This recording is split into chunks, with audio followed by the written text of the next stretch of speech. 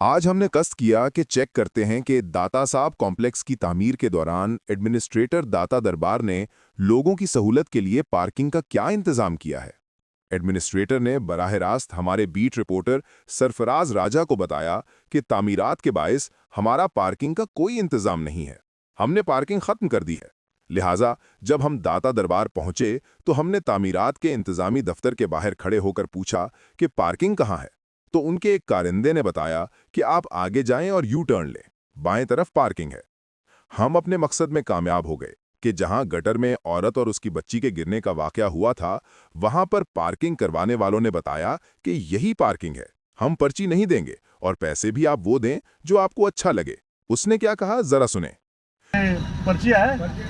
हाँ? चौकीदार है, टेंशन ना लो, इधर लगा दो। दरबार जाना आपने? दरबार जाना है। जल्द लगा दो, आपको टेंशन ना लो। लेकिन ना दरबार की भी बंद है, अच्छा, काम हो रहे हैं ना सारे, कहीं भी पार्किंग नहीं है। ये तो मोहल्लेदारों की है, इनका चौकीदारों में मोहल्लेदारों का। हाँ। फिर हम बिलालगंज की तरफ गए। हमें एक शख्स ने अंदर जाने की इजाजत दे दी। वहां पुलिस की एक गार्ड भी तैनात थी, लेकिन वो उस मज़कूरा शख्स से मिले हुए थे जो पार्किंग करवा रहा था। वो ये काम पुलिस वालों से पूछकर करता है। उसने एग्जैक्ट उस रोड पर जो बिलालगंज से दाता के मज़ार की तरफ जा रही थी, हमें वहां गाड़ी पार्क करने को कहा और हम बहाना बनाकर रोड से बाहर आ गए।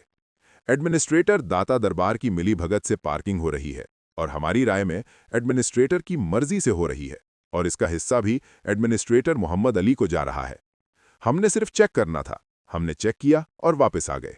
लेकिन दाता दरबार की जो देगें जो एक मीडिया इदारा हर बुध को देता है, उसमें से 3 देगें हर बुध को एडमिनिस्ट्रेटर की मर्जी से गायब होती हैं और वो देगें एक काजी को चढ़ाई जाती हैं।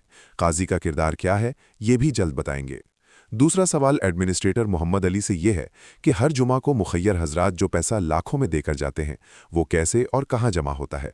हमारी तहकीक के मुताबिक उसमें से 20% भी औकाफ को नहीं जाता, बल्कि औकाफ की बीट करने वाले रिपोर्टरों की मंथली जाती है, जो 20,000 से शुरू होकर 50,000 तक है।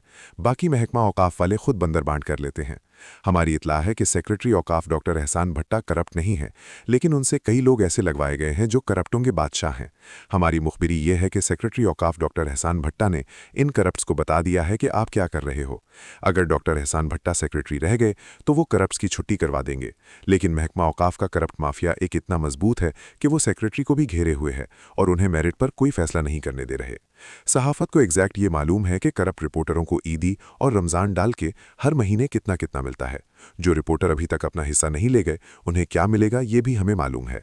एक और सवाल जो इस वक्त बहुत से जहनों में गर्दिश कर रहा है कि बाहर के जोन्स में औकाफ के इकट्ठे होने वाले पैसे की पहले वहां बंदर बांट होती है, बाकी का पैसा C7 अकाउंट में आ जाता है, जहां से लाहौर के महकमा औकाफ की तनख्वाहें निकाली जाती हैं, और ये पैसा इन दरबारों पर बिल्कुल खर्च नहीं होता जहां से इकट्ठा किया जाता है।